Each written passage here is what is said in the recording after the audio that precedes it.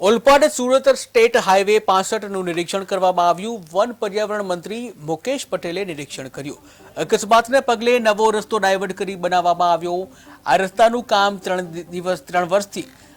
કામ 3 વર્ષથી કોંચમાં હતું, ત્યારે વકફ બોર્ડ વિવાદ અને અન્ય વિવાદથી નિરીક્ષણ કે જ્યાં વન પર્યાવરણ મંત્રીએ ફોન પર જે ઠપકો આપ્યો હતો, ત્યારે ગેરહાજર રહેલા પાણી પુરવઠા અધિકારીને પણ ઠપકો આપ્યો।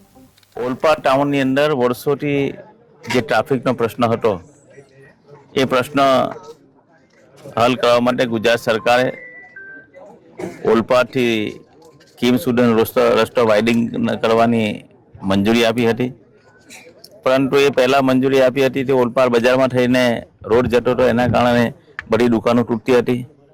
અહીંયાના વેપારી મંડળના સૌ વેપારી લોકોએ રજૂઆત કરી।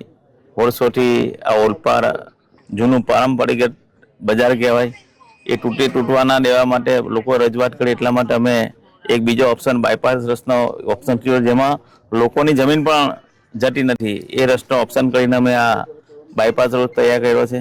એમાં થોડી અડચણો દૂર થઈ છે। આજે અમે લોકોએ તમામ વિભાગના અધિકારીઓને જ્યાં જ્યાં કંઈ નાના મોટા પ્રશ્નો હોય એ પ્રશ્ન હલ કરવા માટે એક મિટિંગ રાખી હતી, અને જલ્દી આ લોકોને રસ્તો અર્પણ થઈ જાય એના માટે આજે અમે અહીંયા બધા જ વિભાગો સાથે મિટિંગ કરીને આ રસ્તો અર્પણ કરવા માટે અમે આજે એક સંયુક્ત મિટિંગ રાખી। ઓલપાડ